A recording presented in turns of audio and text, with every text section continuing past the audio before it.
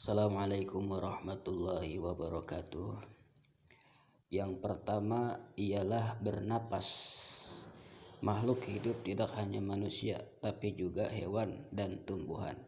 Ciri utama dari makhluk hidup adalah mereka harus bernapas. Kenapa? Untuk bertahan hidup. Nah, manusia memerlukan oksigen untuk bernapas yang diperoleh melalui udara yang masuk ke dalam hidung menuju paru-paru dan dikeluarkan lagi lewat hidung. Sementara itu, tumbuhan bernapas melalui daunnya dengan menggunakan stomata sebagai jalur keluar masuknya udara. Terakhir, hewan punya alat pernapasan juga yang beragam mulai dari paru-paru, insang hingga permukaan kulitnya. Yang kedua, makhluk hidup memerlukan makanan. Sebagai manusia, tidak hanya bernapas, makanan diperlukan oleh makhluk hidup sebagai sumber energi, khususnya bagi manusia. Tanpa makanan, makhluk hidup tak punya tenaga untuk bergerak, bahkan bisa mengalami kematian. Nah, maka makanan manusia diperoleh dari tumbuhan dan hewan. Sementara itu, hewan dibagi menjadi hewan pemakan tumbuhan, pemakan daging, dan pemakan segalanya. Yang ketiga, makhluk hidup harus bergerak. Setiap makhluk hidup harus mempunyai karakteristik yang masing-masing tersendiri. Salah satunya adalah bergerak. Tidak mungkin ada makhluk hidup yang hanya diam di satu tempat. Mereka pasti bergerak ke tempat-tempat tertentu setiap waktunya untuk melakukan aktivitas tertentu. Berbeda dengan manusia yang bergerak dengan tangan dan kaki.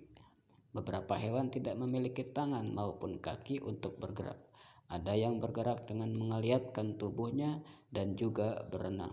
Meski tumbuhan sendiri tidak dapat berpindah tempat, namun dapat bergerak dengan reboisasinya.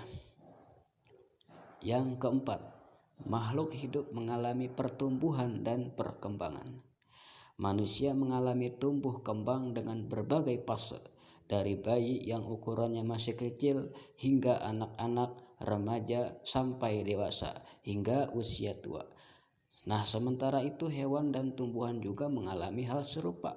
Kedua jenis makhluk hidup ini tak langsung berukuran besar. Yang kelima, makhluk hidup berkembang biak.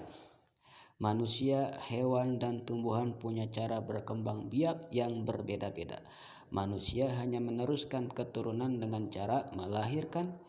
Nah, sedangkan hewan mereka dapat berkembang biak dengan cara bertelur atau melahirkan.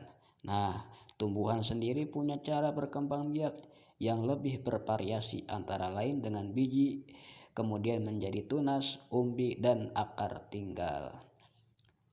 Yang keenam, makhluk hidup peka terhadap rangsangan. Semua makhluk hidup pasti peka terhadap rangsangan. Manusia khususnya peka terhadap rangsangan dari luar karena memiliki kulit sebagai indera. Sama halnya dengan manusia, hewan dan tumbuhan punya kemampuan yang sama untuk menanggapi rangsangan. Contoh, putri malu yang mengantuk saat disentuh dan siput yang bersembunyi di rumahnya jika dipegang. Terakhir, yang ketujuh, makhluk hidup punya kemampuan beradaptasi. Untuk bertahan hidup, semua makhluk hidup harus punya kemampuan untuk beradaptasi. Manusia misalnya dituntut untuk menyesuaikan diri dengan lingkungan dan cuaca yang terus berganti. Hewan dan tumbuhan pun demikian. Hal ini bisa dilihat dari beberapa jenis hewan dan tumbuhan yang hanya hidup di iklim tertentu, namun tidak cocok tinggal di iklim yang berbeda.